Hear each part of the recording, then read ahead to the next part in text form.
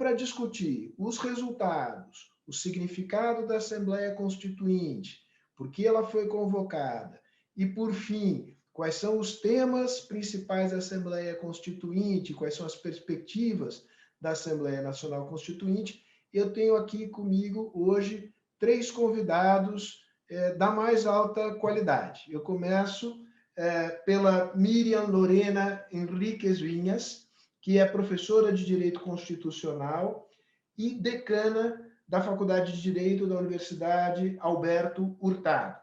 Tenho também outro professor de Direito Constitucional, Sebastián Soto, este da Católica do Chile. E, por fim, mas não menos importante, meu amigo Inácio Walker, que foi senador, chanceler, ocupou postos importantes em diversos governos da Concertación, e que hoje é investigador, pesquisador sênior da CIEPLAN e professor da Universidade Católica de Valparaíso. Vou pedir um minutinho aqui de paciência para colocar a logomarca das nossas empresas, agradecê-las todas, empresas que apoiam a programação anual de seminários da Fundação Fernando Henrique Cardoso. Estão todas as logomarcas aqui, agradeço a todas e a cada uma delas. Bueno, ya he hablado demasiado y ahora pasemos al español. Y yo lo que quisiera hacer hoy con ustedes acá es una conversación informal. Yo seré el provocador de la conversación, pero me encantaría que ustedes conversasen entre vosotros también, ¿no? Y para arrancar, una pregunta abierta. Yo empezaría por Miriam. Bueno, establecemos un orden cualquiera acá, ¿no? Empecemos por Miriam, Sebastián, Serranacho al inicio, ¿no? Y después a ver lo que pasa. La pregunta es sobre los resultados, porque los resultados fueron muy sorprendentes.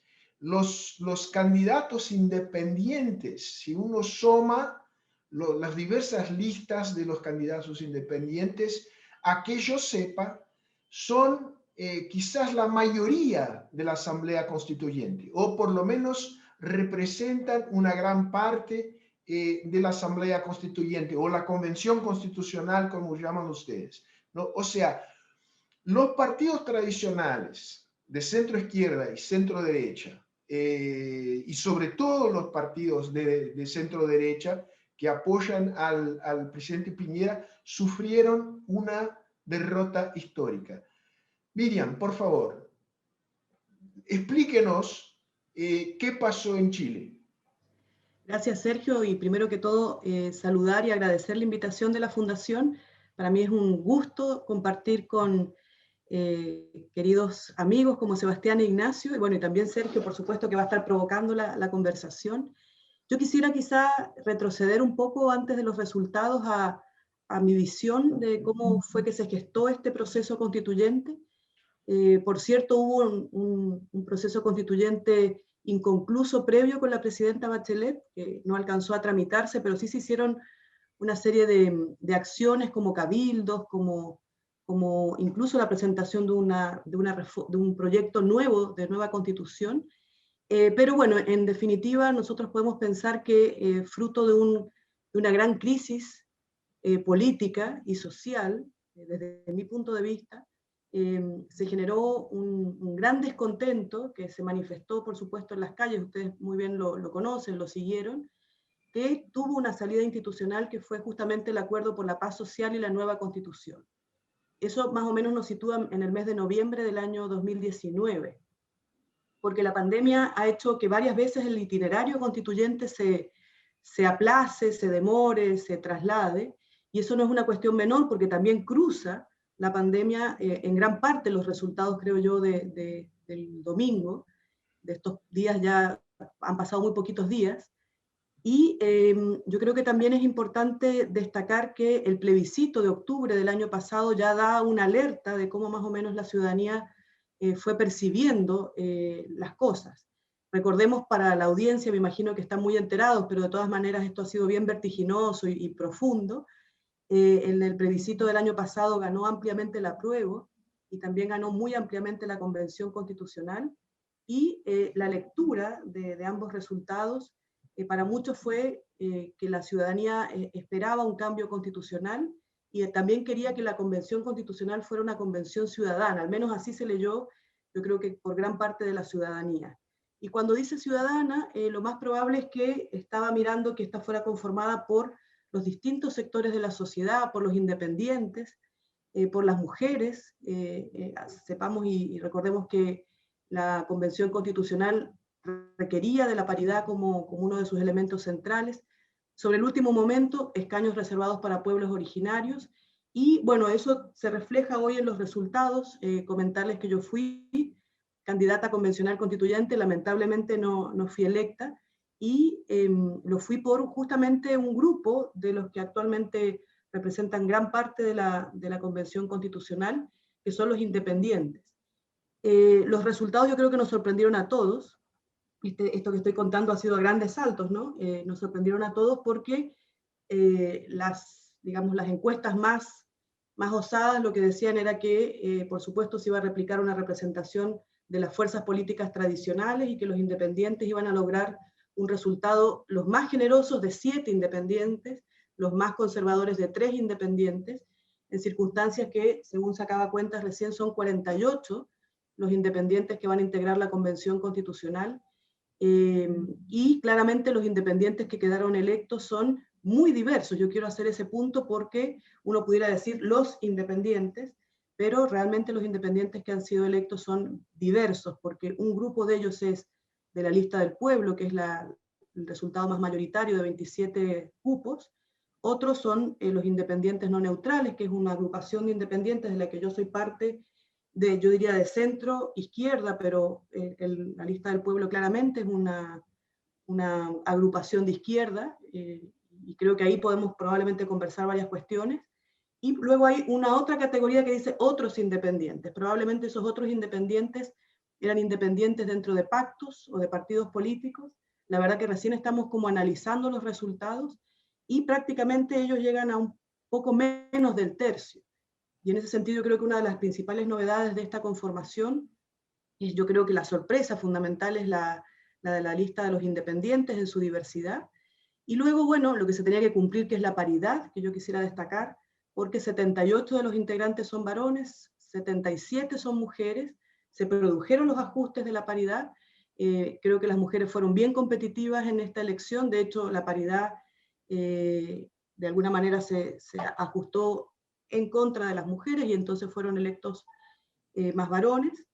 Y yo creo que para empezar ese sería quizá un inicio, digamos, de la presentación de los resultados, porque yo creo que da para mucho más análisis, pero situar que esto ha sido un recorrido bien extenso del momento digamos, de octubre del 2019, el acuerdo por la paz social y la nueva constitución de noviembre del año 2019, el plebiscito de octubre del año pasado, y bueno, las elecciones que, insisto, se aplazaron o el itinerario más bien en varios momentos y circunstancias, siempre cruzados por la pandemia, hasta que llegamos a estas elecciones del fin de semana, y bueno, la convención va a comenzar a funcionar a partir de la primera semana de julio de este año. Eso más o menos para comenzar. Muy bien, para comenzar. Sebastián, la pregunta es la misma. Yo te quería provocar, el resultado marca un antes y un después en el modelo chileno, o no. ¿Y qué significan los resultados desde el punto de vista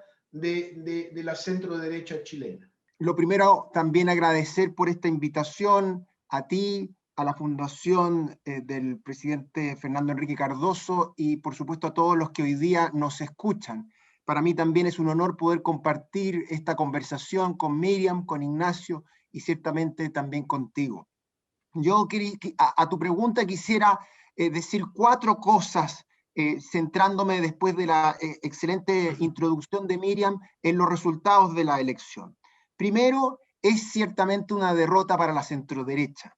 La centroderecha no alcanza el tercio, y ustedes saben, quienes nos están escuchando, que el tercio es una cifra importante dentro de la convención, porque la Constitución dice que las normas de la nueva Constitución se aprueban por 2/3. Por lo tanto, el tercio permite la posibilidad de sentarse en la mesa de negociación. Pues bien, la centroderecha no alcanzó o alcanzó apenas el cuarto, no alcanzó el tercio, y eso es una derrota importante. Segundo punto, a mi juicio, para el futuro de la política chilena, más importante que la derrota de la centro-derecha es cómo se distribuyeron las fuerzas en la izquierda. Fíjate que la izquierda, llamémosle socialdemócrata, compuesta por los partidos de la concertación, de la reciente nueva mayoría, fue o recibió menos votos y tuvo menos convencionales que la izquierda que yo calificaría como una izquierda extrema. A mi juicio, la mejor forma de graficar esto es la siguiente, que el Partido Comunista, que es el mismo partido de los 60, no es un partido que se haya renovado, es un partido que ha cambiado muy poco a mi juicio. Pues bien, el Partido Comunista obtuvo más convencionales que el Partido Demócrata Cristiano, que el Partido PPD y que el Partido Radical, sumados, unidos esos tres partidos, que son los partidos principales junto con el Partido Socialista, pero esos tres partidos fueron los que hicieron la transición de la dictadura a la democracia, fueron partidos fundamentales en las últimas 3 décadas. Obtienen menos convencionales los tres sumados que el Partido Comunista. Yo creo que eso da una señal dramática de cómo el crecimiento de la izquierda no democrática. Y esa lista que integraba el Partido Comunista iba con otros partidos que yo no diría son partidos sesenteros, son partidos más modernos, pero sí son partidos que coquetean con la violencia, que les cuesta la condena a la dictadura cubana y venezolana. Son partidos ciertamente de una izquierda que yo calificaría como no socialdemócrata. Pues bien, esos son la lista dentro de la izquierda que se impone a la centroizquierda. Y a mi juicio eso es un cambio radical también al interior de la izquierda chilena. Y lo tercero y final es lo que ya mencionaba Miriam de los independientes. Y en los independientes, como bien dice Miriam, hay una pluralidad, hay un arcoíris de personas, pero no nos confundamos. En general hay un fuerte énfasis hacia una izquierda y una izquierda populista. Yo lo quiero mostrar de la siguiente forma. El vocero de un movimiento que se llama la Lista del Pueblo, que es la que obtiene 27 de los 40 y tantos independientes, es decir, la que arrasa para efectos de los independientes, hoy día en el diario dijo lo siguiente, dijo, no hablamos con partidos, hablamos directamente con el pueblo. Esa frase es un indicio de un populismo muy claro, de una desconfianza profunda en la democracia representativa y en los partidos, porque ellos se comunican directamente con el pueblo. Nosotros en Latinoamérica y en América en general conocemos el relato populista, algunos son de derecha, otros son de izquierda. Pues bien, a nosotros los chilenos nos tocó el relato populista de izquierda en este grupo de la Lista del Pueblo. Y quiero terminar con una última reflexión, que es la paridad. Yo creo que sobre eso podemos discutir mucho más, pero yo siempre fui bastante crítico de la paridad como resultado. Ustedes saben, quienes nos están escuchando, que la regla chilena implicaba que en el resultado había paridad, es decir, ciertos candidatos que dentro de una lista obtuvieron más votos, fueron sustituidos en sus votos por personas de otro género para así obtener la paridad de resultados. En otras palabras, la vieja regla democrática de que el que más votos tiene es electo o arrastra en los sistemas proporcionales, en este caso fue reemplazado, sustituido y no resulta electo. A mi juicio eso es yo cuestiono la legitimidad democrática de una regla como esa, que además, y con esto cierro, Sergio, es una regla que no favoreció a las mujeres, que perjudicó a las mujeres. Fíjate que 10 mujeres tuvieron que cederle su cupo a hombres.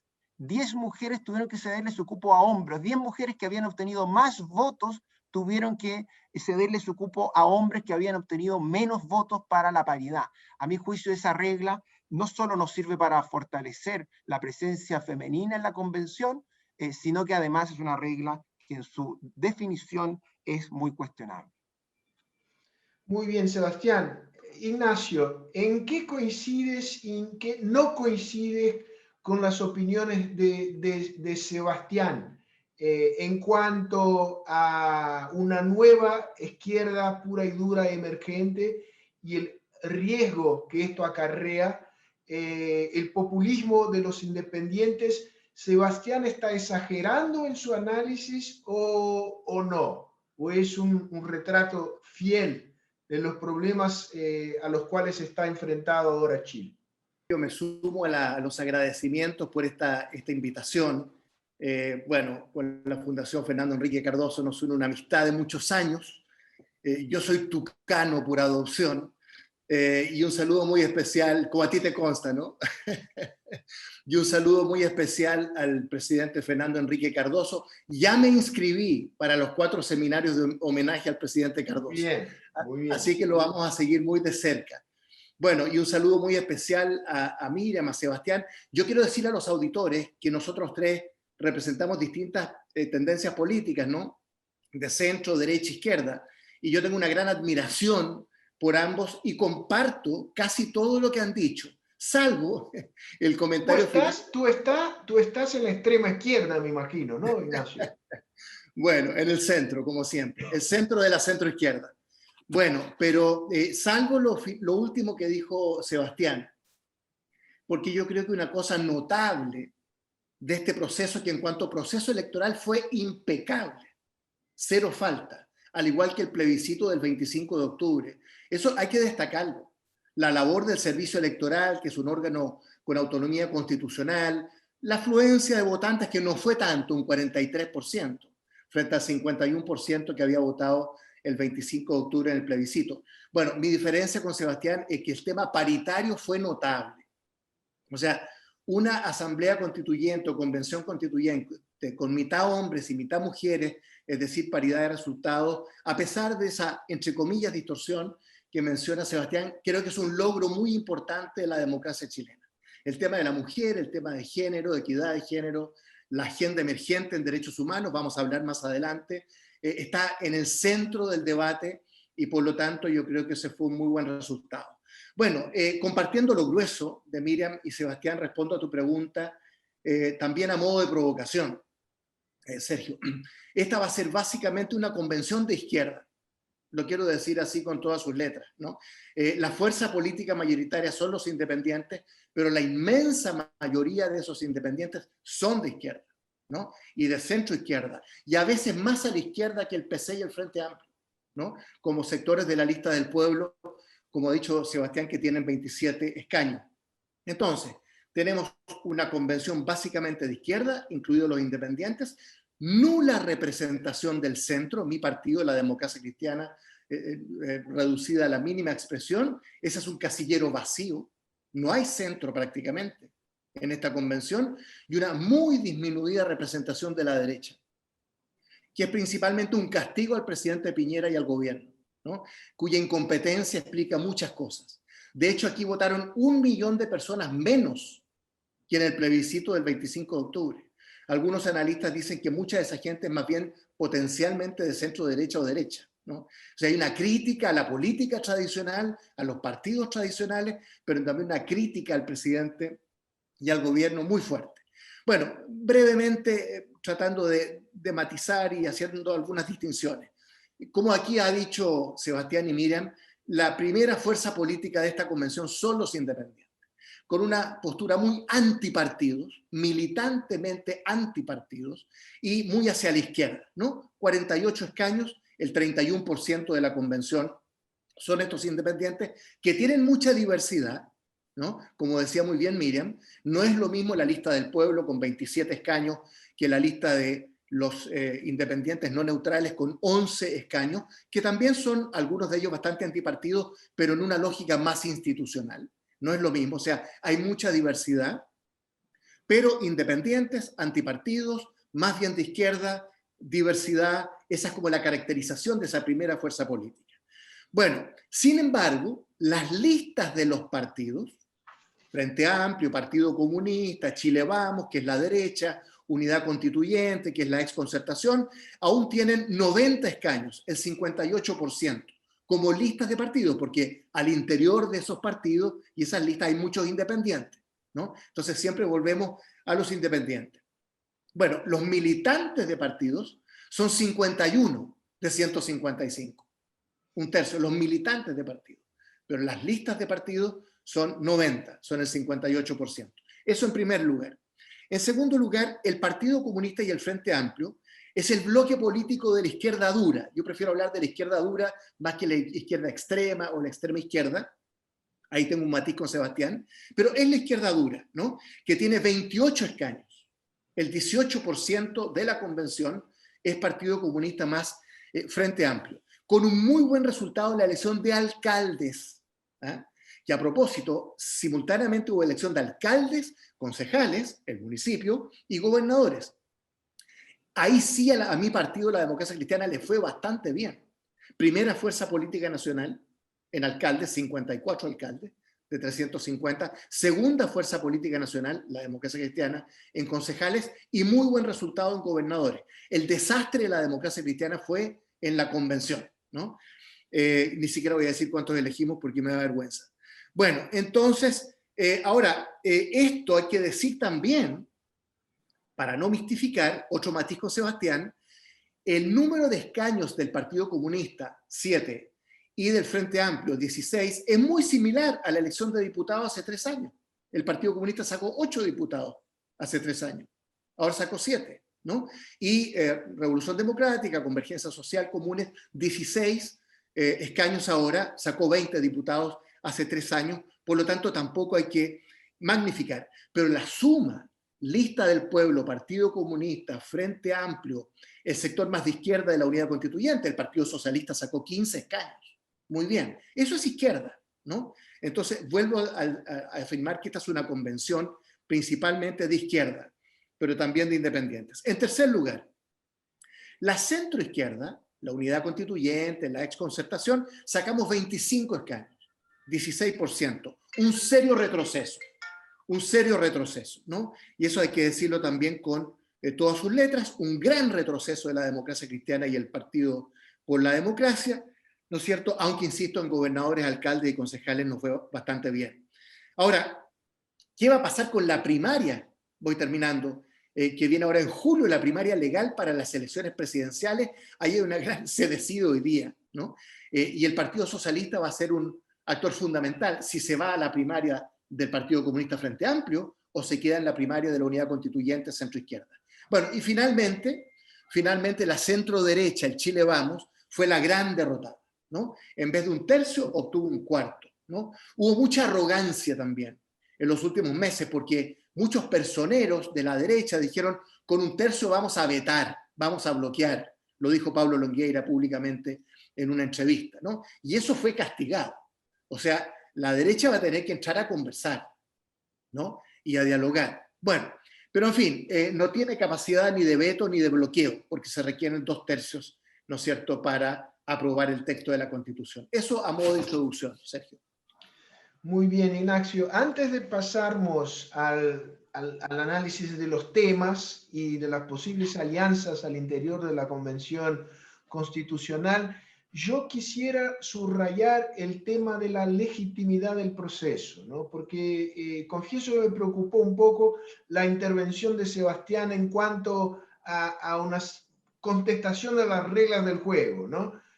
Sobre el tema de la paridad. A esto se podría sumar el hecho de que votaron menos del 50% del padrón electoral, ¿no? En un escenario de un impasse político al interior de la Convención Constitucional, donde no se forme una mayoría clara de 2/3 para un lado o para otro, ¿les parece que hay un riesgo de contestación de la propia legitimidad de la Convención Constitucional? ¿O ya podemos dar por descontado que este problema no lo tenemos sobre la mesa? Empecemos por Miriam, Sebastián y después Ignacio. Gracias, Sergio. Yo creo que han surgido ya varias cuestiones que nos permiten hacer algunos matices, por decirlo de alguna manera. Yo, como dice Ignacio, creo que la paridad es uno de los más valiosos bienes del proceso constituyente, sin perjuicio de que el ajuste de alguna manera se hizo desfavoreciendo a las mujeres en el número que Sebastián señalaba, pero yo creo que la paridad permitió que primero las mujeres participaran del proceso en igualdad de condiciones, porque de alguna forma la paridad motivó a que las mujeres fueran parte del proceso, Los partidos políticos debieron, por ejemplo, permitir que las mujeres encabezaran las listas, que hubiera igual número de mujeres en las listas que de hombres, y que hubiera alternancia en la ocupación de las posiciones en las listas.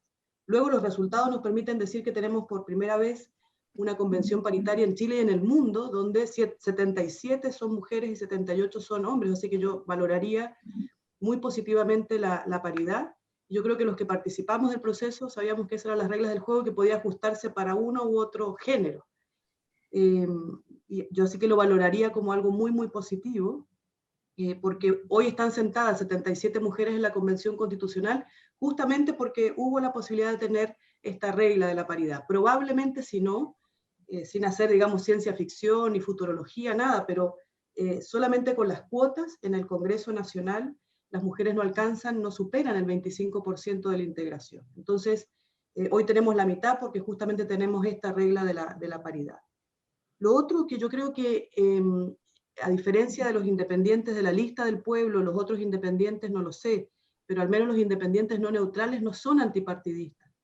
Una de las afirmaciones que en todos los casos se han señalado, incluso las personas electas me refiero también, es que una de las primeras tareas que hay que hacer en la Convención Constitucional, como contenidos, es justamente potenciar y reforzar el rol de los partidos políticos para que la democracia representativa sea una democracia fuerte en el futuro, que no tengamos, digamos, ningún riesgo de que sea una democracia estable, fuerte, fortalecida, y por eso los partidos políticos tienen que estar robustecidos en la futura Constitución, y creo que los independientes no neutrales atienden a ese objetivo. Lo que pasa es que la invitación del proceso constituyente, la ciudadanía quería independientes en la Convención Constitucional, y entonces fueron un factor de disponibilidad, de estar ahí a la mano para que las personas pudieran elegirlo. Son 11, en el caso de los independientes no neutrales, yo los ubicaría al centro y a la izquierda, pero de ninguna manera son semejantes a los 11, digamos a los 27 elegidos, claro, 27 elegidos por la lista del pueblo. Son muy, muy distintos, y por eso decía que si bien son independientes, son muy diversos. Son claramente, como decía Ignacio, personas con una clara lógica institucional, con una disposición al diálogo y a llegar a acuerdos, muy distinto de lo que relataba Sebastián, que hoy el vocero de la lista del pueblo dijo que no iba a conversar con la derecha, primera cuestión que parece sorprendente, y que la condición para poder conversar era que se liberaran los que ellos llaman los presos de la revuelta. Entonces, si antes de comenzar a sentarse siquiera a considerar el reglamento, lo que fuera, hay condiciones, yo lo veo lamentable, porque creo que la disposición que hay que tener para ser parte de esta convención es dialogar, acordar, en fin, si no esto puede que no necesariamente resulte bien. Así es que yo haría ese matiz, y quisiera comentarles, para que nuevamente los que nos están escuchando, que esto también es un gran recambio. En la composición, la mayoría de los integrantes no supera los 45 años. Ese es un dato. Son en realidad representantes muy jóvenes, muchos de ellos son parte de la educación pública, y eso también es una particularidad que no se advierte, digamos, en todos los órganos a nivel nacional, y gran parte de ellos tienen una formación como abogados. Entonces, bueno, ahí hay un conocimiento técnico mínimo como para poder afrontar los temas, pero yo creo que lo importante es ver cómo recambió la composición de la Convención Constitucional con estos nuevos integrantes, jóvenes, mujeres, pueblos originarios, que también son un grupo bien representativo y diverso, nuevamente son 17 escaños. Así es que hay gran variedad, y justamente el desafío es ver cómo se van a poner de acuerdo. Muy bien, Miriam. Antes de pasar a Sebastián, creo que sería interesante aclarar al público brasileño, como para graficar la diferencia entre los independientes neutrales y los independientes lista del pueblo. Lista del pueblo, la candidata que simboliza la lista del pueblo es la tía Pikachu, ¿verdad? ¿No? Y, sí. y tiene una clara representación del sentimiento antisistema, ¿no?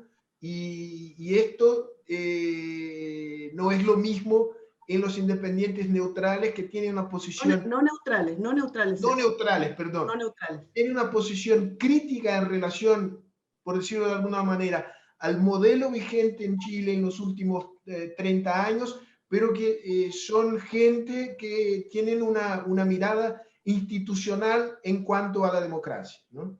Sebastián, por favor.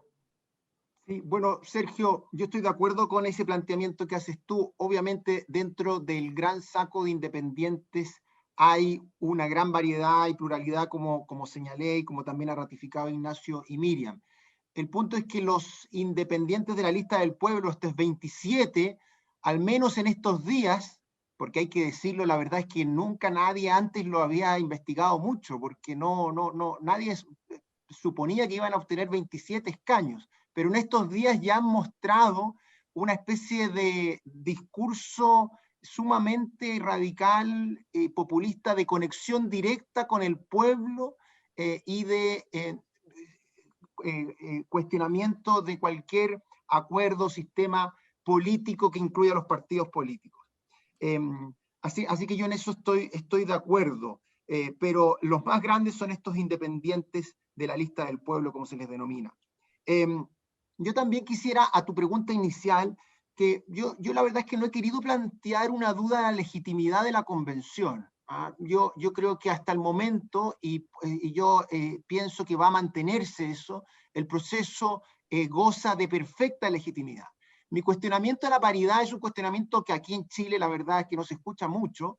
Yo creo que hay una especie de silencio en torno a esto, pero a mí nunca me ha dejado de sorprender. Entonces, bueno, ya que estoy aquí, bueno, lo digo.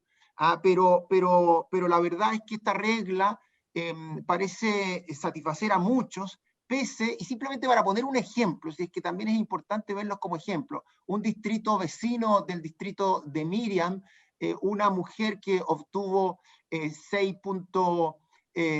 o 9 algo votos, porcentaje de votos, bueno, tuvo que cederle su cupo a un hombre que obtuvo 3% de los votos. Eso a mí me choca. Y eso implica, creo yo, que debamos revisar esta regla, no en este contexto, no porque ella vaya a afectar la legitimidad de este proceso, sino que para lo que viene y en una discusión académica como la que tenemos nosotros aquí.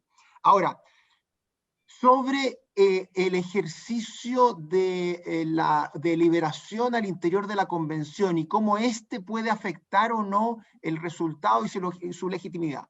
Yo coincido con Ignacio en que esta es una convención de izquierda.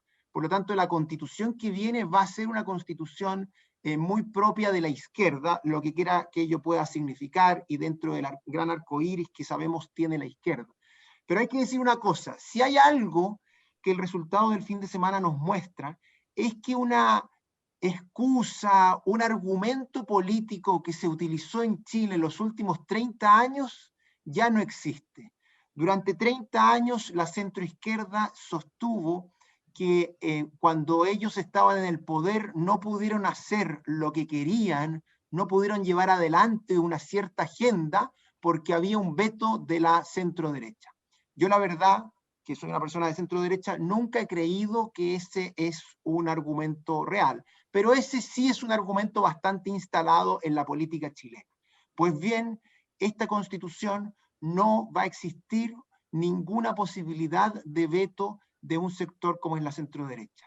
Y entonces eso es muy interesante para la pregunta siguiente. ¿Dónde está la contención de la convención?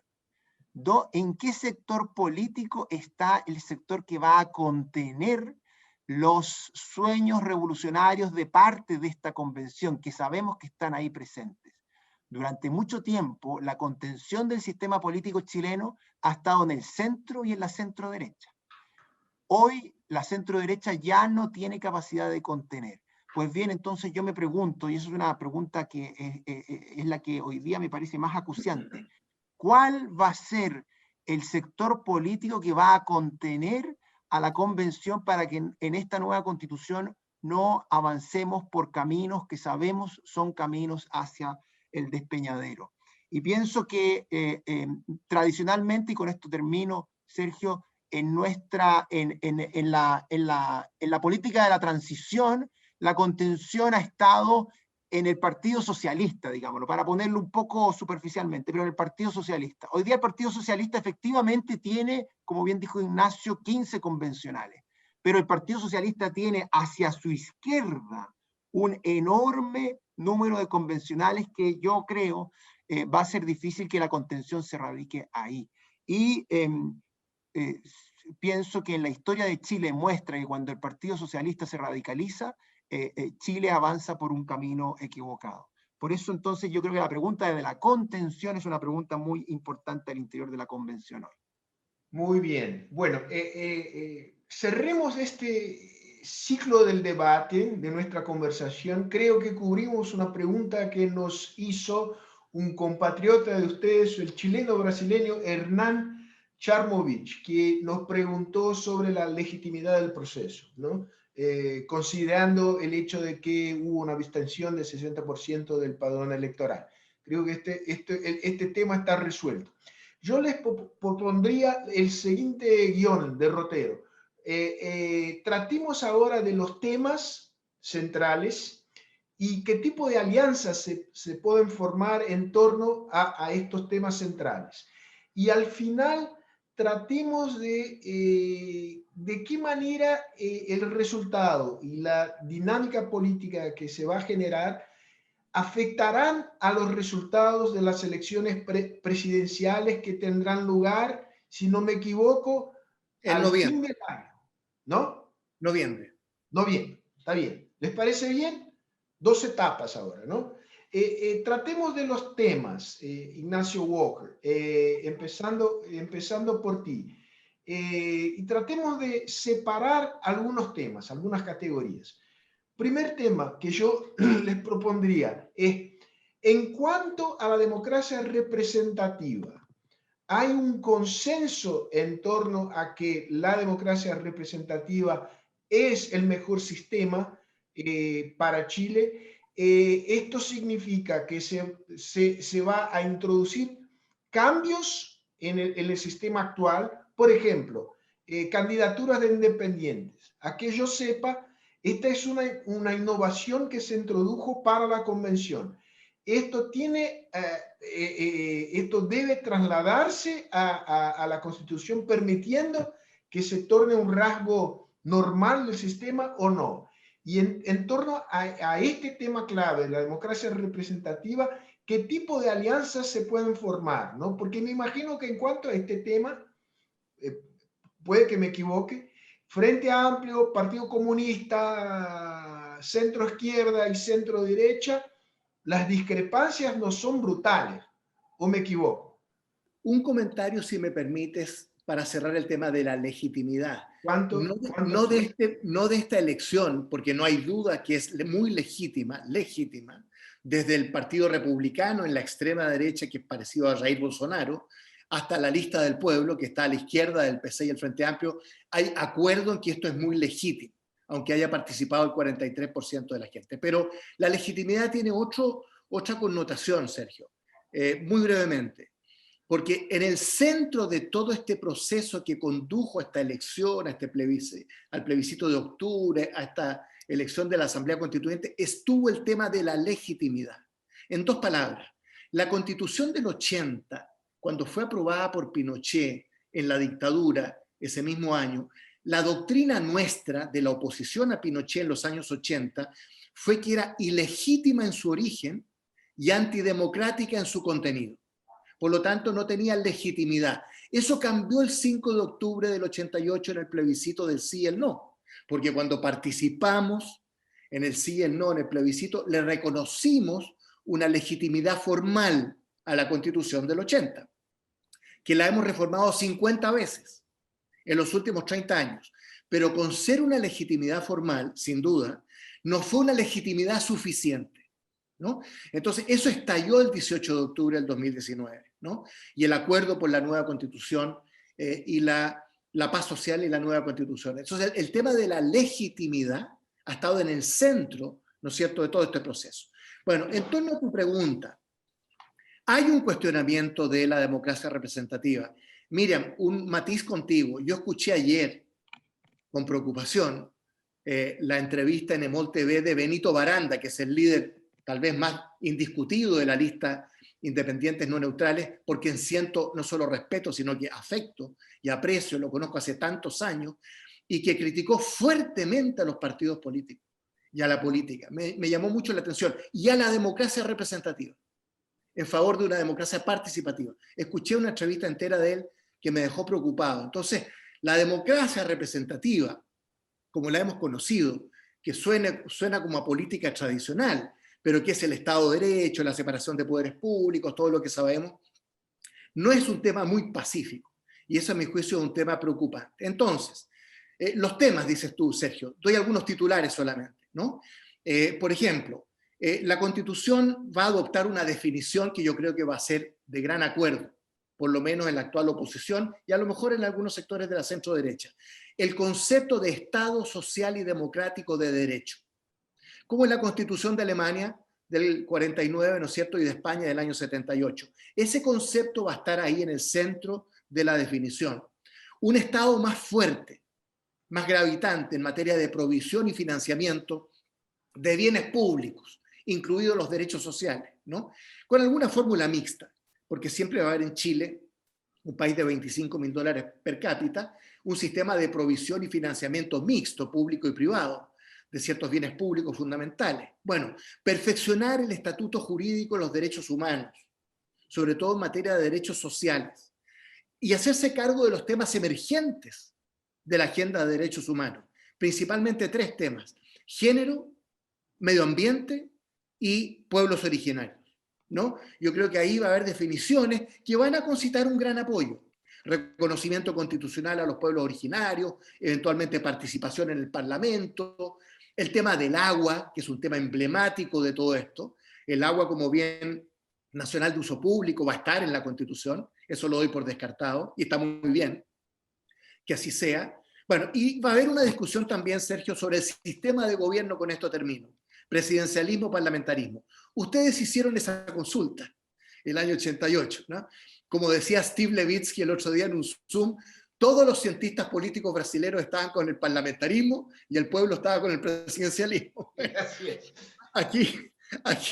Ahí tenemos una diferencia con mi amigo Sebastián Soto. Yo soy parlamentarista, pero yo creo que, en fin, va a haber un sistema presidencial modificado, seguramente, pero ese va a ser también un tema de discusión. Miriam, tu opinión sobre los mismos temas, al inicio sobre el tema democracia representativa, ¿qué apoyo tendrá en la Convención Constitucional?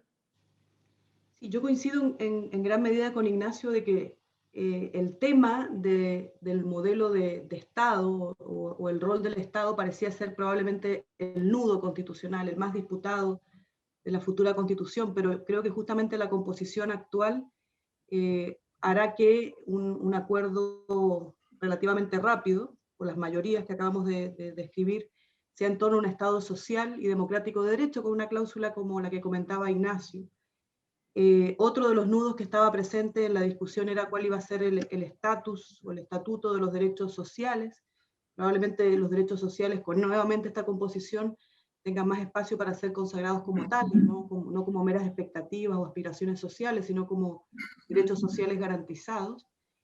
Y yo creo que a propósito de la democracia representativa, no me cabe duda que va a ser un principio, ¿no?, la democracia representativa, pero el contrapunto va a ser tratar de instalar mayores mecanismos de democracia participativa. Y yo creo que aquí los mecanismos, claro, y ahí está la cuestión, porque parece que hay bastante acuerdo sobre la iniciativa popular de ley, quizá haya iniciativa popular de norma constitucional, o sea, algunos convencionales ya han afirmado que podría ocurrir que la ciudadanía busque, se organice en un número importante para proponer contenidos constitucionales que sean discutidos en el seno de la Convención, como iniciativa popular de contenido constitucional, bueno, consultas probablemente en materia ambiental, ya previsto en la Constitución, en fin, yo creo que el nudo, la discusión va a estar a propósito del referéndum revocatorio de ciertas autoridades. Yo creo que ahí probablemente la lista del pueblo tiene ya instalada la idea de que, por ejemplo, las autoridades como el presidente de la República pudiera ser revocado en su mandato. Y creo que eso es bien discutido en las otras fuerzas políticas porque va a depender mucho del régimen de gobierno. Si el régimen de gobierno, por ejemplo, es un presidencialismo parlamentarizado o sencillamente un régimen parlamentario, creo que probablemente el mandato revocatorio no tiene sentido, pero si se mantiene un régimen más cercano al presidencialismo, va a haber gran tensión y disputa por establecer un mandato, una revocatoria del mandato. Yo creo que eso a muchos les genera mucho ruido, justamente en una lógica de democracia participativa, la posibilidad de revocar, por ejemplo, una figura como al presidente de la República. Coincido en que los temas como de las demandas sociales, que fueron las que más fuertemente se instalaron, van a tener mucho eco en la discusión constitucional. Yo creo que, sin duda, los temas de género, gran parte de las mujeres que ganaron son feministas y probablemente van a tratar de que las demandas de género estén contenidas en la nueva Constitución. Y también otras demandas que tienen que ver, y que yo creo que aquí van a ser en la materia discutida, tiene que ver con el derecho al agua como un derecho humano, pero no solamente como un derecho humano, que sería ese, digamos, un mínimo, sino que qué va a pasar con los derechos de agua ya constituidos. Yo creo que ahí va a estar justamente un espacio de compleja discusión. Y lo otro que tiene que también mucho que ver con un tema álgido, fundamentalmente por el momento más cercano con la pandemia, tiene que ver con el derecho a la seguridad social y el sistema de seguridad social. Probablemente ese también sea un tema que va a generar mucha discusión, porque ya hay un planteamiento que, por ejemplo, algún sector, probablemente la lista del pueblo, ha señalado que debieran desaparecer las administradoras de fondos de pensión. Entonces ahí está la complejidad de la discusión, y yo quisiera resaltar una cuestión. Lo dijo de alguna forma Sebastián. Nadie imaginó que la lista del pueblo iba a tener 27 representantes. Esa es una cuestión que no estaba en ninguno de los pronósticos, esquemas. O sea, si había independientes, la cifra más generosa que yo escuché fue 7. 7 independientes en la convención. Las cifras más usuales de convencionales constituyentes independientes era 3. 3. Pero la cifra es totalmente distinta. Pero nadie pensó que 27 iban a ser de la lista del pueblo. Entonces yo creo que hay que saber, vamos a tener que ver cómo se administran esos 27, porque ellos han señalado, por ejemplo, no solamente que el derecho humano al agua, sino que expropiar los derechos de aguas vigentes, eliminar el sistema de pensiones. Y yo creo que la pregunta que hace Sebastián es que quién va a hacer la contención de ese tipo de propuestas y demandas es clave, porque claramente ese tipo de demandas, si se aunan con los representantes de Apruebo Dignidad, van a ser, digamos, de difícil decisión. Y una cuestión que yo quería agregar es que también hay varias voces que dicen que debiera cambiarse, yo por supuesto no estoy de acuerdo con aquello, la cifra de los 2/3 para aprobar las normas constitucionales. Y esa es una cuestión que también se ha planteado por estos días con bastante fuerza. Eso como para seguir agregándole elementos al... Excelente. Sebastián, ¿cuáles son, desde el punto de vista de la centroderecha, los temas más controversiales, ¿no? En el ámbito del sistema político, del Estado de Derecho social y los temas comportamentales? ¿Cuáles son los temas no negociables, por decirlo de alguna manera, desde el punto de vista de la derecha, que la centroderecha vetaría si tuviera el poder de hacerlo? Y no lo entiendo. Difícil. Y no lo entiendo. ¿Con qué aliados puede formar un bloque como para tener una fuerza de contención? No, yo como señalé, creo que la centro-derecha ya no es una fuerza de contención. Y hay que reconocerlo, y si la centro-derecha quiere llevar una agenda de contención, esa agenda, si no dialoga con la vieja nueva mayoría, no va a ser una agenda de contención. Ahora, sí, yo creo que en esto es difícil hablar de una centro-derecha. También aquí hay alguna pluralidad, quizás no tanto como a nivel de independientes, pero sí hay alguna pluralidad. Por ejemplo, yo creo que la pregunta del régimen de gobierno que plantea Ignacio, que es tal vez la pregunta más importante que debiera definir una constitución como esta, es una pregunta que está a nivel de la centro-derecha, y me atrevo a decir que también de la centro-izquierda, todavía sin respuesta. Yo puedo ser presidencialista, pero tiendo a pensar que en mi sector soy minoría. Y hay algunos presidencialistas que son de centro-izquierda, e incluso algunos dentro del propio Partido Comunista son también presidencialistas. Por lo tanto, esa pregunta no es una pregunta que sea respondida unívocamente en cada sector político. Es una pregunta cuya respuesta está abierta. A mí, si es que yo tuviera que tomar la decisión, creo que hay un par de áreas que a mí me parece que es muy relevante fortalecer y contener. Una, la que planteaba muy bien Miriam, que son, llamémosle, los mecanismos de democracia directa que conocemos del constitucionalismo latinoamericano reciente, como son las revocatorias y los plebiscitos derogatorios. Yo creo que la iniciativa popular de ley va a llegar a la Constitución, no me cabe duda, pero aquellos mecanismos de democracia directa que sustituyen la representación, como la revocatoria o como los mismos plebiscitos derogatorios, son mecanismos que yo no recomendaría, que son mecanismos que en manos populistas pueden hacer mucho daño. No es necesario que lo explique mucho más en un foro como este, ¿cierto? Y lo segundo, que a mí también me parece que va a haber alguna discusión, porque no va a haber discusión, pienso yo, respecto al rol del Estado, a los nuevos derechos. Hoy día una discusión más jurídica sobre los derechos va a ser completamente superada por una convención que ve en las demandas sociales aspiraciones de derechos. Y en ese sentido nos vamos a parecer mucho a la Constitución brasileña, una constitución muy gruesa en aspiraciones y sueños que se transforman en derechos. Y nos vamos a parecer mucho a las constituciones latinoamericanas que van a incluir una serie, como digo, de sueños y les van a calificar como derechos. Lo que sí creo que va a ser una discusión importante para nosotros es la discusión sobre los recursos naturales, llamémoslo.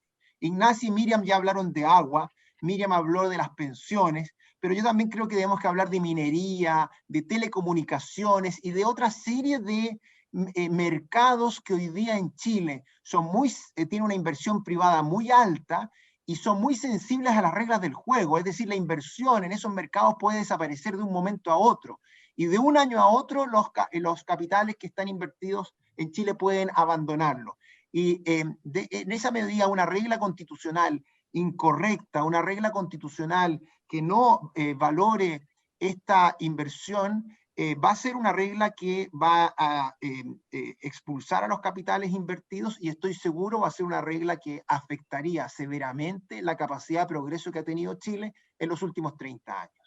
Por ahí hay una discusión, que es la discusión que vincula a la Constitución y a las reglas constitucionales con la inversión y la economía, que creo que una convención como la que se eligió el domingo no es muy sensible a aquello y a mí me preocupa y yo pondría atención a una cosa como esa.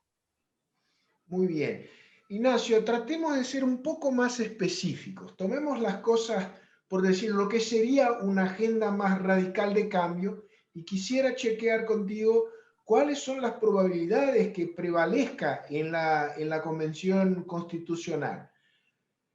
Referendo revocatorio, ¿es probable que sea aprobado o no? Estatización de la minería, las compañías de agua, eliminación de los fondos privados de pensión. Todo esto está sobre la mesa y puede que sea cambiado de manera radical, ¿o te parece que es muy poco probable que esto suceda en la Convención Constitucional? O sea, ¿qué tan lejos puede ir el asalto a los cielos, como dijo Marx en relación a la Comuna de París? Bueno, Sergio, todos esos temas van a estar sobre la mesa y van a tener una mayoría, sin duda. Mi duda es si van a tener 2/3. Tiendo a pensar que no. ¿Te parece que pueden tener una mayoría? Sí, sí, sí. Más del 50%. Sí. ¿Te das por descontado que, pero bueno, muy específicamente, revocatorio constitucional, tendrá una mayoría? Déjame contestar, porque más que el checklist, yo creo que es que los temas que tú has planteado son muy pertinentes, porque están en el centro del título de esta conversación, que es sobre el modelo. Yo más que modelos de desarrollo prefiero hablar de estrategias de desarrollo, ¿no? Yo quiero pensar, siempre he querido pensar que venimos de vuelta de los modelos, ¿ah? Ideológicos, excluyentes, etc. Claro, hay un revival de los modelos, de todo aquello, el cuestionamiento del modelo, el otro modelo, está muy presente, incluso desde los tiempos del segundo gobierno de la presidenta Bachelet, que yo era presidente del Partido Demócrata Cristiano y era senador. Entonces, primero, van a estar sobre la mesa. Segundo, van a tener una mayoría. Tercero, difícilmente 2/3. A mí me hace mucha fuerza de todo lo que hemos escuchado, lo que dice Sebastián Soto, en cuanto a la centralidad de estas fuerzas políticas de contención, ¿no? Y no hay contención. O sea, la centro-derecha no puede hacer contención porque está en el suelo, el centro porque no existe en la convención, y por lo tanto lo que queda es una suerte de autocontención de los sectores más moderados de la izquierda democrática, de la lista, ¿no es cierto?, independientes no neutrales. Ahí hay personalidades, Agustín Esquella, Felipe Arboe, bueno, Benito Baranda, Patricia Politzer. Hay gente ahí sensata, pensante, responsable, Patricio Fernández. Entonces, va a haber un cierto leverage de unos 10, 15 convencionales, no más, pero que son los que hacen la diferencia entre mayoría absoluta y 2/3. ¿Ah? Y por lo tanto, yo espero que mantengamos una estrategia de desarrollo de una economía abierta. Afortunadamente, nadie está pensando en cerrar la economía, pero hay gran oposición al TTP-11, el Tratado Transpacífico, ¿no es cierto?, que es muy conveniente para Chile, pero que está cuestionado desde todos los ángulos, ¿no? Va a haber un rol del Estado muy gravitante, sí, pero no creo que vaya a haber una estatización o nacionalización de los medios de producción. Va a estar planteado, va a estar sobre la mesa, ¿no? Pero yo espero, a lo mejor un poquito de wishful thinking, ¿no?, que en esta convención de independientes de izquierda y de izquierda haya algunas voces, 5 o 10, basta con eso, que hagan una suerte de autocontención desde la centroizquierda, con una dificultad enorme de resistir las presiones de la Lista del Pueblo, el Partido Comunista, el Frente Amplio, enorme, ¿no? Pero en fin, yo creo que es lo que se me ocurre. Yo creo que por ahí va a haber la única ventana de sensatez, de responsabilidad, porque lo contrario es el camino sistemático a la mediocridad. Ya estamos transitando en el camino a la mediocridad hace varios años, ¿eh? Incluso antes del gobierno del presidente Piñera. Bueno, y quiero terminar con eso. Este gobierno y este presidente han sido un desastre. No lo digo yo, lo dicen sus dirigentes, sus partidarios, en las entrevistas de ayer y anteayer, ¿no? Entonces, tenemos un presidente y un gobierno que están en el suelo, ¿no? Y tenemos una figura emergente que es la presidenta del Senado, Yana Proboste, que es demócrata cristiana, y que está tratando de construir un acuerdo con el gobierno respecto de la pandemia, las ayudas, con alguna proyección tal vez en la elección presidencial del mes de noviembre a diciembre. Excelente. Miriam, ¿cómo se han referido a tu nueva familia política, los independientes, aunque sea no neutrales? No neutrales, ¿no? ¿Te parece que hay gente en los no neutrales que pueden jugar un juego que sea de cambio, sí, pero de cambio dentro de ciertos límites que permitan mantener la estabilidad política y económica del país? ¿O no estás tan segura en cuanto a esto? Sí, yo creo que un poquito, bueno, coincido con Ignacio, que es probable que haya mayoría, pero no creo que alcance los 2/3. Y ahí justamente la centralidad, la articulación de los acuerdos y esa contención que puede tener justamente esta bancada ya de 11 independientes no neutrales, porque, bueno, yo conozco sus propuestas, sus lineamientos, porque me ha tocado estar ahí, justamente fui la persona que dirigió la comisión de contenidos, entonces no hablo, digamos, de terceras personas, sino que hablo en primera persona.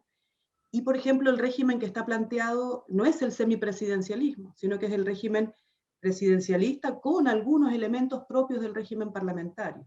Y eso, por ejemplo, no es consistente con la revocatoria del mandato. O sea, si llegara a ser posible ese régimen de gobierno, la revocatoria del mandato no es una opción. Luego hay una gran disposición a que, por ejemplo, el derecho humano al agua esté vigente en la Constitución, pero ninguna disposición a que se expropien los derechos de agua que ya están constituidos, por ejemplo. Entonces, una protección del derecho al medio ambiente, el reconocimiento de los pueblos originarios. Nosotros no hemos discutido acá cómo van a actuar los pueblos originarios, que son 17 y son, insisto, súper diversos también, no solamente porque son una serie de pueblos, sino que ideológicamente muy, muy diversos. Ese es un espacio que yo creo que también va a ser bien disputado para alcanzar los acuerdos. Entonces yo creo que este grupo va a ser probablemente un grupo que puede generar la contención de la Convención Constitucional, porque no están por estatizar los recursos naturales, muy por el contrario, sino que perfeccionar los derechos, probablemente hacer que todos ellos estén garantizados, porque lo que se notaba es un desequilibrio en los derechos en la actual Constitución, y probablemente lo que se pretende, lo que se busque sea que todos los derechos sin distinción estén amparados, por ejemplo, por alguna acción constitucional, pero más que eso, digamos, muy lejanos de lo que plantea la lista del pueblo. Yo quiero hacer ahí el hincapié que la lista del pueblo puede ser un grupo de independientes, pero que ideológicamente son muy distintos a los independientes no neutrales. Yo los ubicaría a los independientes no neutrales en el centro y en la centroizquierda, pero no en la izquierda como lo es el caso de la lista del pueblo, que están, por ejemplo, en contra de un Chile relacionado en materia de tratados internacionales, en circunstancias que justamente Independientes No Neutrales dice que una vía para que Chile esté integrado y no sea como una isla, sea justamente una mayor integración en muchos ámbitos, pero fundamentalmente en el ámbito de los tratados de derechos humanos. Entonces, hay unas diferencias ahí que yo diría que son bien notables. Espero que sean articuladores de los acuerdos. Espero que sean dialogantes. Y todo lo contrario a lo que, por ejemplo, por estos días ha manifestado la lista del pueblo, que no se va a sentar a dialogar con la derecha, y que no se va a sentar a dialogar en la medida que no se cumplan ciertas condiciones. Yo eso lo encuentro muy complejo, ya lo dije al inicio, porque aquí la única posibilidad de que esto resulte bien es que haya disposición a alcanzar acuerdos. Iba a decir algo, pero se me fue, a ver si lo recuerdo, lo comento. Muy bien. Entonces, para cerrar, en resumen, la esperanza de cambio con alguna contención se asenta en una geometría variable que abarcaría a la centro derecha, a la centro izquierda tradicional y el núcleo duro, algunos parlamentarios convencionales de los independientes no neutrales. ¿Es un resumen correcto, fiel o no, o me equivoco? Yo, para partir respondiendo a esa pregunta, creo que esa es una mirada que a mí me encantaría, Sergio, pero tengo mis dudas. La primera duda que me surge es porque no olvidemos lo que hace mucho tiempo escribía John Elster de los momentos constitucionales. Los momentos constitucionales son momentos John de Elster, efervescencia. el noruego, el politólogo noruego, ¿no? Efectivamente, los momentos constitucionales son momentos de efervescencia, polarización e incluso violencia. Él tiene un paper que se llama Constitución y Violencia sobre los momentos constitucionales y la violencia. Entonces, esta articulación política también va a ir acompañada de algún grado de presión sobre la convención. El Partido Comunista ha llamado a rodear a la convención antes de esta elección, porque suponía que la centro derecha iba a tener un tercio. Pero de todos modos, si es que hay algún tipo de acuerdo que estos sectores de la izquierda más dura cuestionan, también va a haber una presión muy fuerte sobre los propios convencionales y la presión de la calle. Y déjame agregar un punto más.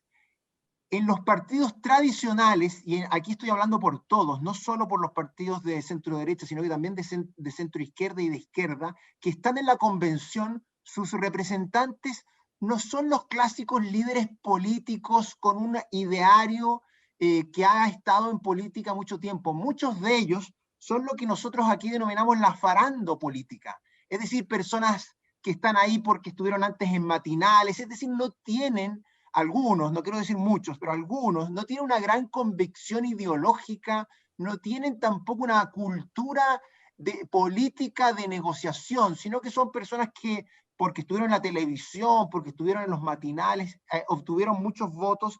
Y entonces yo también me pregunto cómo se va a comportar esas personas que están dentro de las listas políticas y que eventualmente ante esta presión, ante estas cuestiones que aparecen como muy populistas puedan ceder.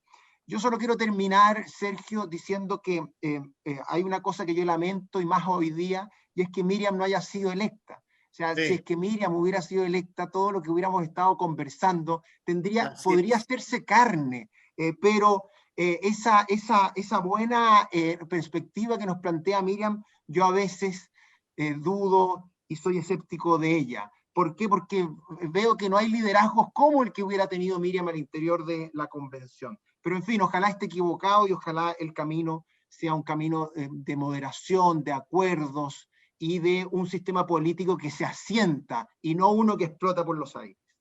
Muy bien, Sebastián. Miriam, ya te paso la palabra. Dos cosas. Acá, en esta discusión sobre los temas y las fuerzas políticas, creo que contemplamos la pregunta del periodista Lorival Santana, que nos preguntó sobre esto. Y antes de devolverte la palabra, Miriam, quisiera que comentáramos lo que dijo Sebastián, que me dio la impresión que hay el espectro de la inestabilidad política está sobrevolando Chile y la Convención Constitucional, y esta es una preocupación que fue mencionada por Liliana Ruiz, que también nos brinda con su presencia. Miriam, la palabra es tuya. No, es que decía antes que tenía anotado algo que no recordaba, pero tiene que ver con los 2/3. O sea que yo creo que hay que cuidar esta regla de los 2/3, porque va a permitir llegar a acuerdos y va a permitir justamente que estos temas que se planteaban recién como complejos relativos al agua, los recursos naturales, en fin,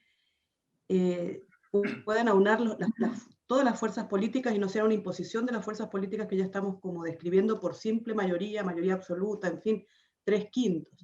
Yo insisto en esto porque por estos días las personas que resultaron electas plantean que la Convención Constitucional tiene la posibilidad de cambiar esa mayoría para aprobar las normas constitucionales. Y las respuestas que se están dando por estos días es que hay que ser buenos ganadores. Entonces si se ganó, y esta es la composición, manténgase la regla de los 2/3. Yo creo que cuando iniciamos la conversación yo comenté, fue una salida institucional a una crisis política, una crisis social, una crisis de todo tipo, multidimensional. Pero fue una salida institucional y dentro de los acuerdos, la regla de los 2/3. Yo creo que debemos ser acá probablemente 3 los que queremos que esa regla se cumpla. Pero yo diría que no es tan popular ni tan, digamos, común que se afirme que la regla de los 2/3 es una regla conveniente. La mayoría sostiene que una regla distinta, una mayoría absoluta u otra, sería súper conveniente para el trabajo de la convención. Y yo creo que hay disposición y hay intención de cambiar esa regla. Yo creo que ahí hay una complejidad también que nos podría sorprender. Imaginémonos que se constituye la convención y al cabo de una semana una regla de aprobación distinta. Y ahí este escenario que estamos comentando tendríamos que hacer un nuevo seminario para conversar justamente qué decimos acá. O sea, creemos que no, porque la mayoría esto se ojalá no pase con 2/3 no. porque realmente ahí me parece que se pondría en jaque la propia legitimidad de la convención, pero si pasa esto, ojalá no pase, ahí ya tenemos acá arreglado que nos reunimos de nuevo, ¿no? Para revisar todo, más en el sentido de los comentarios de Sebastián, ¿no? Ahí Espero que no pase y que por eso Sebastián no nos tenemos que encontrar. tendrá el gusto personal de poder decir, bueno, yo les avisé, ¿no? Pero Ignacio, un tema bien específico, una pregunta y de creo que David Antonini Guimarães, que nos pregunta sobre el riesgo que todo el armado de integración internacional que caracterizó la evolución de Chile en los últimos 30 años, que esto se puede derrumbar o no en la convención, esto está en jaque o no, ¿no? Y ampliando el tema de la inestabilidad política, que el espectro de la inestabilidad política sobre la convención. Y ahí quisiera cerrar esta parte y para que nos sobre unos 10 minutos para comentar los posibles, hacer un poco de pronóstico en cuanto a los efectos del resultado de la nueva dinámica política en las elecciones presidenciales de noviembre. Bueno, en primer lugar, claramente a la pregunta que tú formulabas, no se va a caer el andamiaje de tratados internacionales, ¿ah? Por una razón muy simple, porque esta convención constituyente tiene un cierto límite en los artículos, Sebastián, 133, Miriam, 135 de la reforma constitucional de diciembre del 2019, hay 4 límites, recuérdenme bien. 1, la república; 2, la democracia; 3, los tratados internacionales; y 4, las decisiones judiciales, ¿no? Esos son 4 límites establecidos en la Constitución respecto a esta convención constituyente, ¿eh? No es completamente soberana porque tiene este límite constitucional. Y si hay alguna discusión interna, no sobre contenido, pero cuestiones tan importantes como el quórum de los 2/3, etcétera, decide una sala de la Corte Suprema, ¿eh? Que también está en la reforma constitucional. Entonces, hay ciertos resguardos institucionales. En segundo lugar, Miriam lo ha colocado muy bien. ¿Cuál es el dilema que tenemos por delante y en el último año y medio? Vía institucional versus vía insurreccional, ¿no? Y hasta ahora ha imperado la vía institucional. Recordemos que después de los hechos del 18 de octubre, con la violencia, el estallido social, vino el acuerdo por la paz social y la nueva constitución del 15 de noviembre, que lo suscribieron casi todas las fuerzas parlamentarias, salvo el Partido Comunista y algunos sectores del Frente Amplio que se autoexcluyeron. El Partido Comunista, Sergio, votó en contra de la reforma constitucional de diciembre del 2019 que permitió el plebiscito del 25 de octubre y esta convención constituyente. Entonces, hasta ahora hemos sido capaces de que la vía institucional se imponga por sobre la vía insurreccional, ¿no? Y eso debiera seguir siendo así. En tercer lugar, recogiendo la pregunta de Liliana de Risa, a quien aprovecho de saludar, sobre el centro, ¿no? Que no está presente en la convención. Bueno, esto es bien curioso porque yo les pido que entendamos que en esta elección del fin de semana hubo 4 elecciones. Estamos hablando solo de la convención constituyente, pero también hubo alcaldes, concejales y gobernadores. Y esos fueron las fuerzas políticas tradicionales. Ahí no existe la lista del pueblo, ¿no? Y hay muy pocos independientes porque es la lógica de los partidos, ¿eh? Quiero decir que en esa elección, esta centro-izquierda, ex-concertación de la lista del apruebo, dobló en votos al PC y al Frente Amplio. Lo duplicó, ¿eh? Y esta lógica yo creo que también se va a imponer en la elección presidencial y parlamentaria de noviembre, ¿no? Que es la lógica tradicional de la política y los partidos, porque en esta convención se aprobaron ciertas normas especiales para los independientes, ¿no? Que no son la regla general y que no van a estar vigentes, yo creo, en los partidos y la democracia de partidos, la democracia de instituciones. Por lo tanto, termino con esto, Sergio. Chile no se está cayendo a pedazos, ¿no? Ese es el mensaje que yo quiero dejar para nuestros amigos de Brasil. Este año la economía va a crecer 6%, 7%, ¿no? La campaña de vacunación ha sido un éxito muy interesante, ¿no? Hay ciertos pilares y reservas institucionales que están en la cultura política, ¿no es cierto?, que yo creo que van a terminar por imponerse, incluso en esta convención que es tan de izquierda. Entonces, bueno, yo termino, como decía Jean Jaurès, el gran filósofo y político francés, la democracia es un gran acto de confianza, ¿no? Un gran acto de confianza, ¿no? Aquí hay una crisis de confianza respecto de los partidos, la política tradicional, la élite política, la élite empresarial, para qué decir el gobierno, el presidente, pero Chile a través de su historia tiene reservas, ¿no?, dentro de su cultura política que apuntan al cambio claramente, ¿no? Esta constitución tiene que ser la constitución del cambio, pero en un mar con orillas, ¿no? Y yo creo que las orillas están en la república, en la democracia, en los tratados internacionales, en el respeto por los fallos judiciales, que es y en los 2/3, ¿no? Los 2/3 fue lo que viabilizó y facilitó todo este proceso. Así que yo soy relativamente optimista. Yo recuerdo una frase del presidente Cardoso que recordaba optimismo pero sin ilusión. Bueno, y más bien una mirada esperanzada, ¿no? Yo creo que con Sebastián y Miriam coincidimos en que hay reservas de sensatez, ¿no? Y fuerzas de autocontención en algunos sectores de la convención que van a impedir el descarrilamiento de este tren. No sé si será wishful thinking, pero es lo que pienso. Excelente, Ignacio. Sebastián, tus consideraciones finales y después Miriam cierra la conversación. Bueno, ante todo agradecer la invitación y voy a intentar responder la pregunta que hacías tú, Sergio, sobre la elección presidencial que viene, para luego cerrar. Bueno, la elección presidencial que viene es en noviembre y diciembre. Como bien dijo Ignacio, muy posiblemente eso enfrente a candidatos, llamémosle tradicionales, que van desde un candidato de un partido de derecha, como es la UDI, hasta candidatos del Partido Comunista, y hay una candidata que es la que a mí más me preocupa, que es una candidata, llamémosle, de fuera de cualquier espectro político y que se llama Pamela Giles y es claramente una candidata de un populismo inusitado. Pero tiene libros muy interesantes sobre las fantasías sexuales de los chilenos y las chilenas. Me encantó esto. Bueno, ahí está para que vean ustedes su gran manual y libro de reflexiones. ¿Te fijas? O sea, esa es una persona que tiene un importante apoyo mediático, pero es interesante decirlo, no lo habíamos conversado, que no logró capitalizar en los votos en esta elección convencional.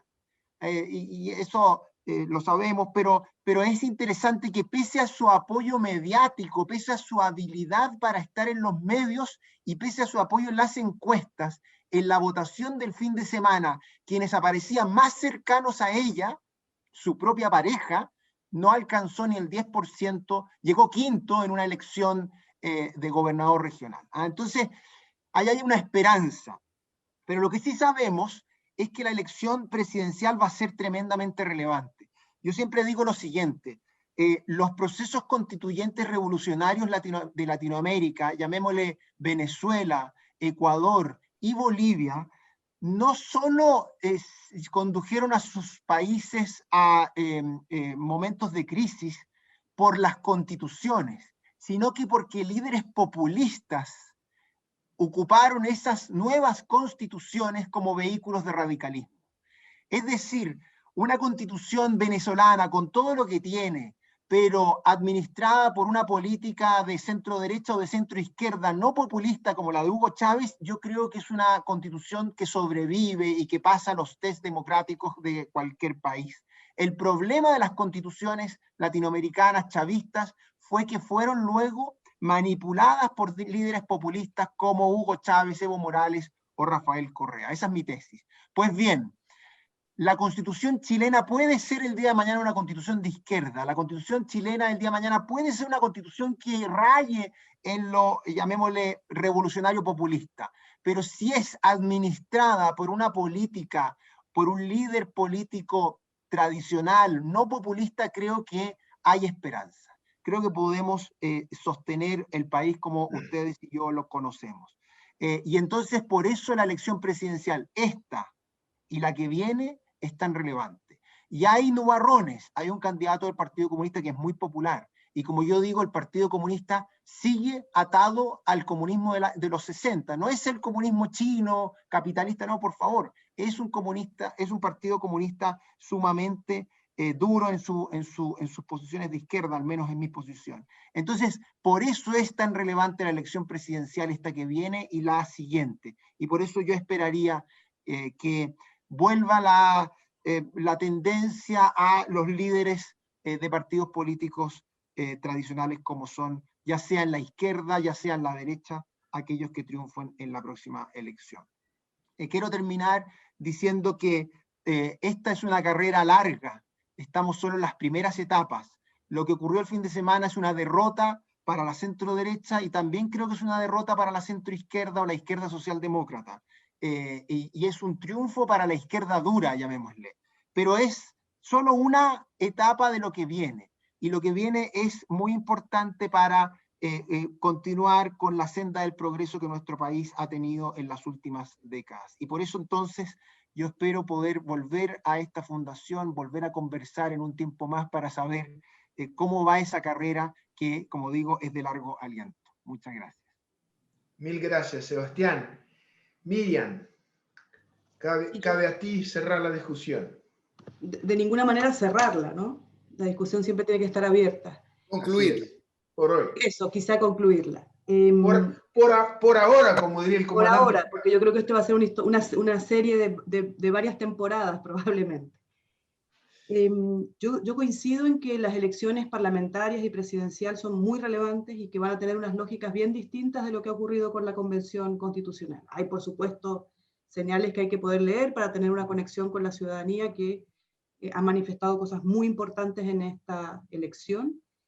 Yo creo que la ciudadanía efectivamente se tomó muy en serio que la Convención Constitucional tenía que ser una convención ciudadana, diversa, con mujeres. Cuando yo decía que la mayoría son jóvenes de menos de 45 años, hay estudios que también señalan que no tienen ninguna experiencia política previa, partidista, digamos, ocupando un cargo público o un cargo de elección popular. Eso también es una cuestión probablemente que le va a agregar complejidad al asunto, pero es una convención diversa. Y yo creo que, sin perjuicio del análisis que ya hicieron tanto Ignacio como Sebastián de las elecciones presidenciales y parlamentarias, que tienen lógicas distintas, porque ahí no hay independientes, los partidos políticos son los mismos, probablemente la Convención Constitucional establezca como contenido que las próximas elecciones los independientes fueron una novedad y una particularidad de esta elección. Es probable que los independientes sigan siendo candidatos independientes, pero no en listas de independientes, que fue el caso de la elección de la Convención actual. Pero yo quisiera pensar en los desafíos que tiene la Convención Constitucional en el futuro próximo. Se va a instalar en julio y la primera tarea que van a tener que realizar es elegir un presidente o presidenta y un vicepresidente de la Convención, darse su propio reglamento de aquellas cuestiones que hemos conversado aquí que no están regladas en la actual Constitución, y ese reglamento va a tener que, espero, disponer que los acuerdos de las normas constitucionales sea por los 2/3.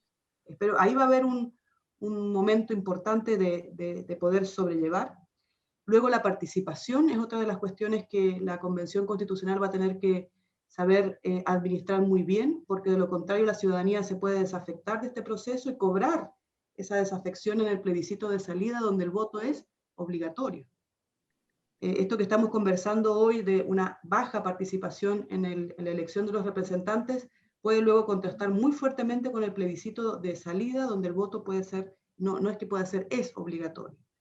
Y también el funcionamiento de la Convención Constitucional, lo hemos conversado en otros momentos con Sebastián, cómo va a funcionar la Convención, requiere de mucha ingeniería, que esperemos la Convención esté a la altura de diseñar adecuadamente, es cómo va a funcionar y conectándose con los territorios, conectándose con las regiones. Pensemos que 2/3 de los integrantes de la Convención Constitucional son representantes de regiones. Y eso, por supuesto, va a hacer gravitar muchísimo sobre el funcionamiento de la Convención, sobre si va a ser itinerante, sobre si va a estar radicada en la región metropolitana, las normas de transparencia, esto que se hablaba antes, que algunos partidos habían dicho que iban a rodear la Convención, iban a ser muy compleja la deliberación, pero ahora están adentro de la Convención. Entonces, la cuestión es cómo se van a generar esos debates y esas deliberaciones. Yo quisiera con esto terminar, como digo, nada más concluir, señalando que los desafíos de la Convención Constitucional son enormes, que se tienen que orientar a lograr los acuerdos que se esperan, que tiene que ser una convención participativa, que tiene que estar descentralizada, que tiene que ser transparente en la toma de las decisiones y que son acuerdos no menores que en el próximo mes se van a comenzar a conocer y que probablemente eso nos invite a una nueva conversación, como siempre disponibles para seguir dialogando. Muchas gracias. Miriam, encantado. Ha sido realmente un gusto y un aprendizaje escucharlos. Y vamos a acompañar el proceso constituyente en Chile. Chile es un referente para nosotros y una de las misiones de la Fundación Cardoso es promover debates que conecten Brasil con el mundo y en particular con nuestra región. Y como sabemos todos, entre Chile y Brasil hay un amor sin fronteras, ¿no? Entonces, que sigamos en la discusión. Muchas gracias, que estén bien, cuídense. Un abrazo grande, muchos saludos. Cuídense. Gracias. Muchas gracias. Muchas gracias. Muchas gracias.